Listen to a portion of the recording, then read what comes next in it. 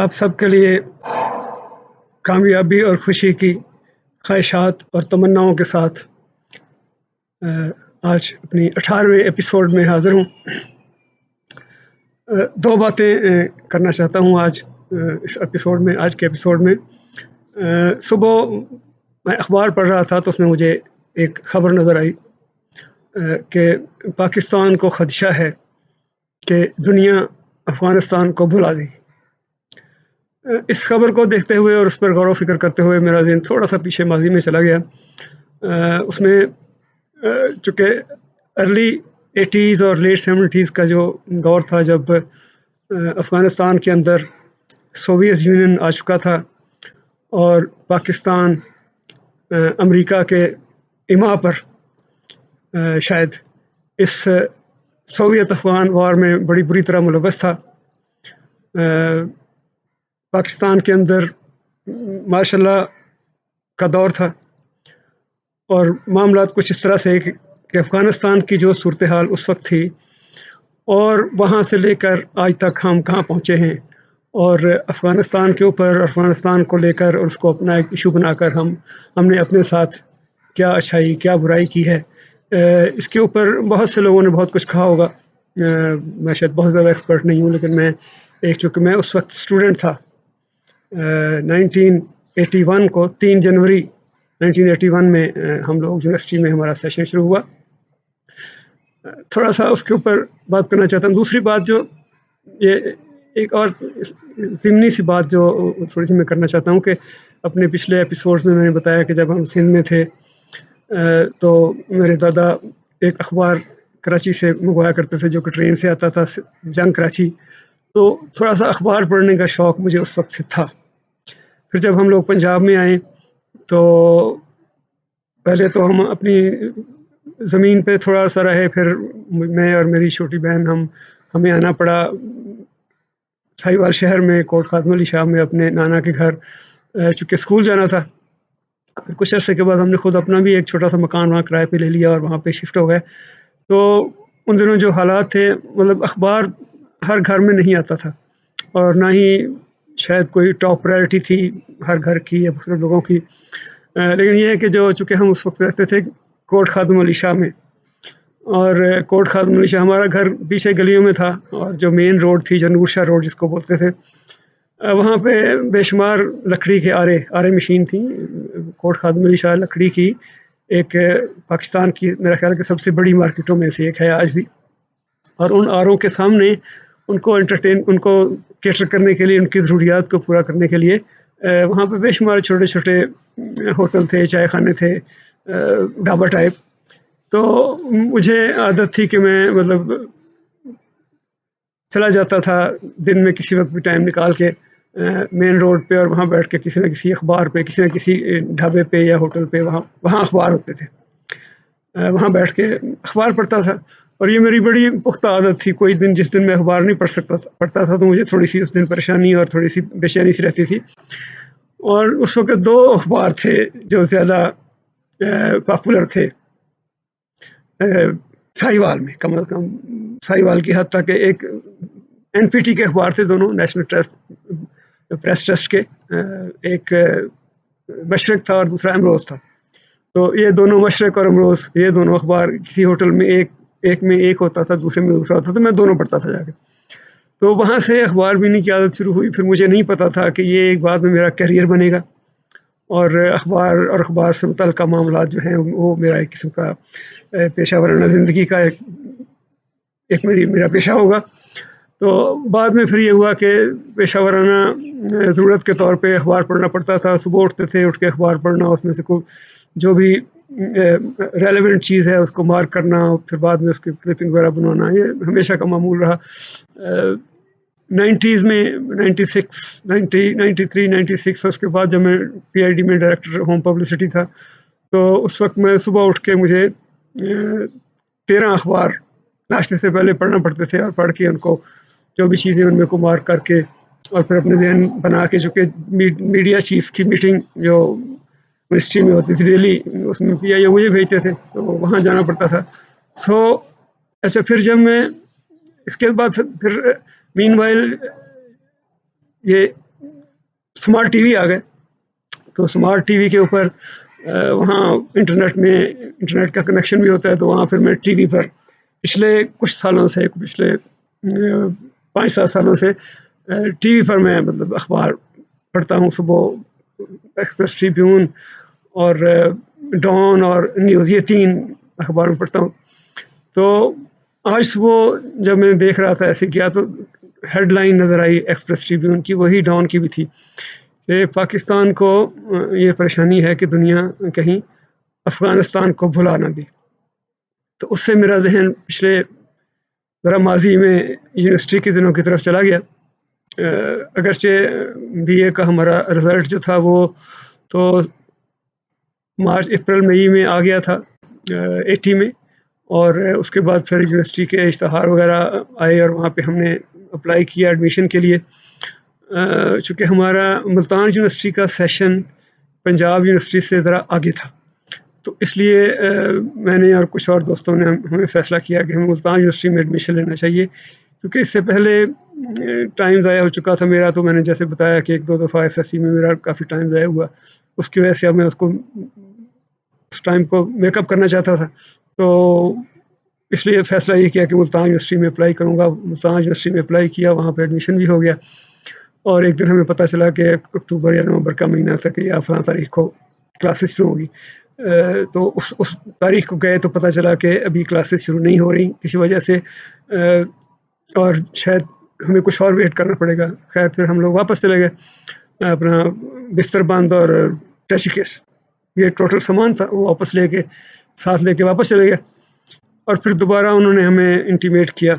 तो 3 जनवरी 1981 1981 was the day जब हम यूनिवर्सिटी में गए हैं, बाकायदा जाके यूनिवर्सिटी में एंटर हुए और हॉस्टल में गए, और उसका भी हम बात करते हैं हॉस्टल के ऊपर।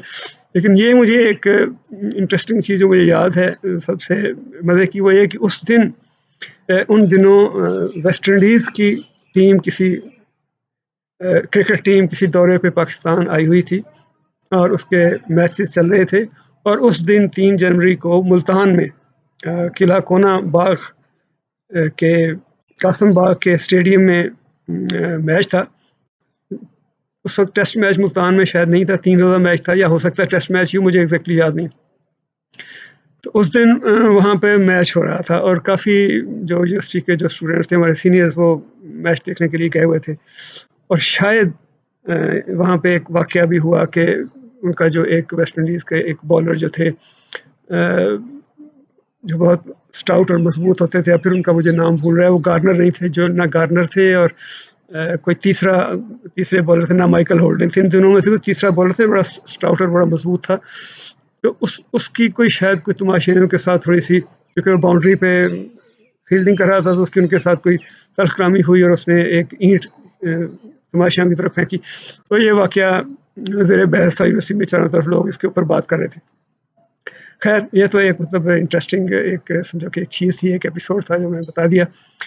यूनिवर्सिटी में जिस वक्त हम गए हैं तो वो पाकिस्तान में मार्शल का दौर था, और सोवियत यूनियन अफ़गानिस्तान के अंदर मौजूद था।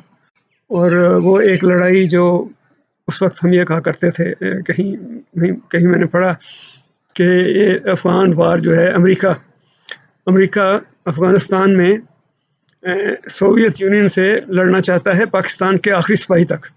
ये एक इंटरेस्टिंग सी एक मतलब ऑब्जर्वेशन थी लोगों की, वो कहीं हमने पढ़ी। तो उस वार में हम इन्वॉल्व थे, उसके अंदर हमें जहादी तंजीमें और जहादी और तालिबान तो बाद की चीज़ है, जहादी यहाँ से जहाद के लिए अफ़गानिस्तान जाते थे।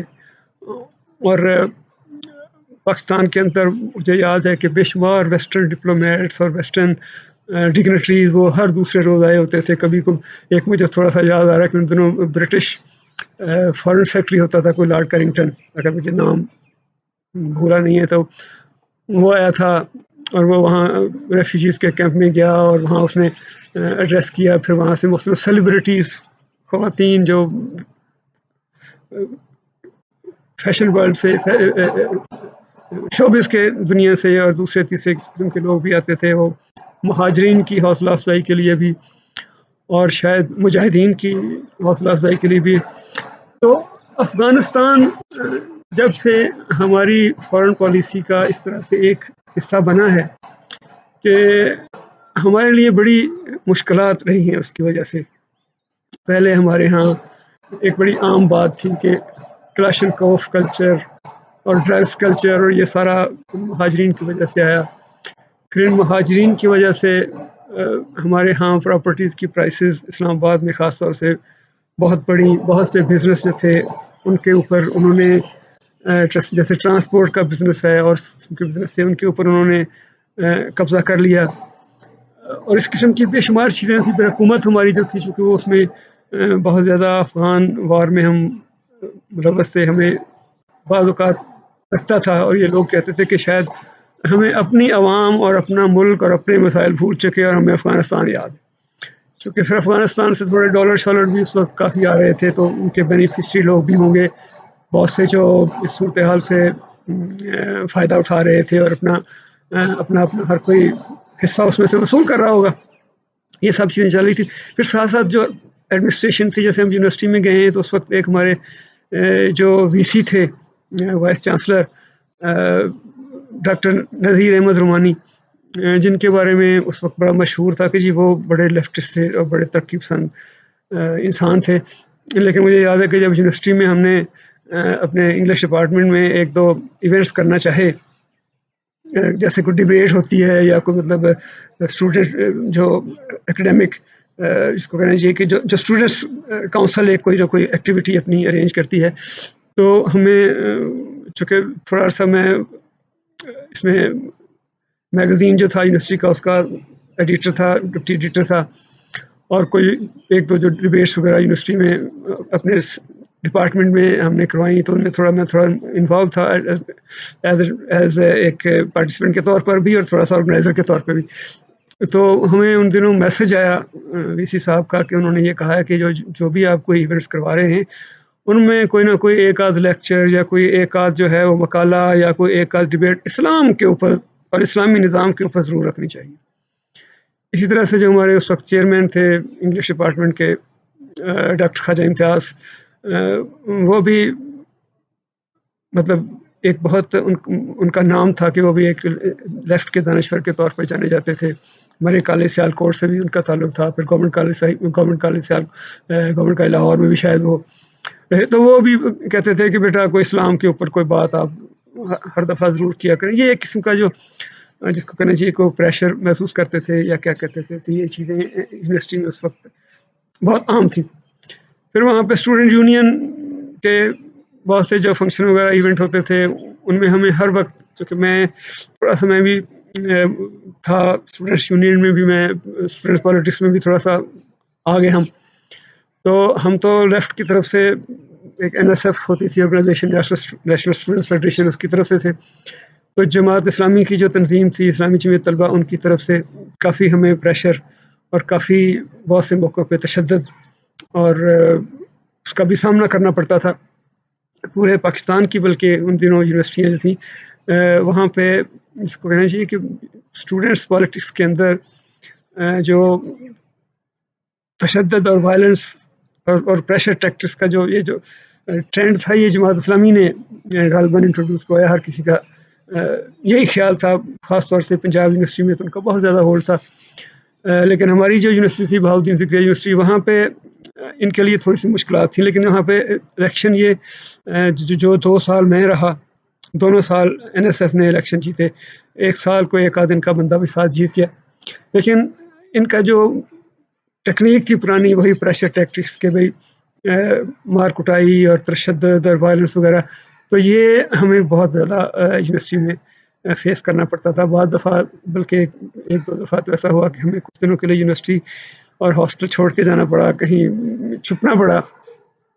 لیکن دوستوں کا گروپ ہوتا تھا، اچھے دوست تھے، مطلب بہت سی چیزیں آپس میں شیئر کرتے تھے. بہت کمٹمنٹ، اس کو کہنا چاہیے کہ کمٹمنٹ ہم نے ان دنوں یونیورسٹی میں سیکھی. کمٹمنٹ کا لفظ ہم نے پہلی دفعہ یونیورسٹی میں جا کے سنا کہ بھی سیاست میں کمٹمنٹ ہوتی ہے، کوئی نظریات ہوتے ہیں ان کے ساتھ آپ کو رہنا پڑتا ہے، اور نظریات کی ترویج کے لیے، ان کو آگے بڑھانے کے لیے آپ کو سیکریفائس کرنا پڑتا ہے. یہ سب چیزیں یونیورسٹی میں ہمیں جا کے پتہ چلا.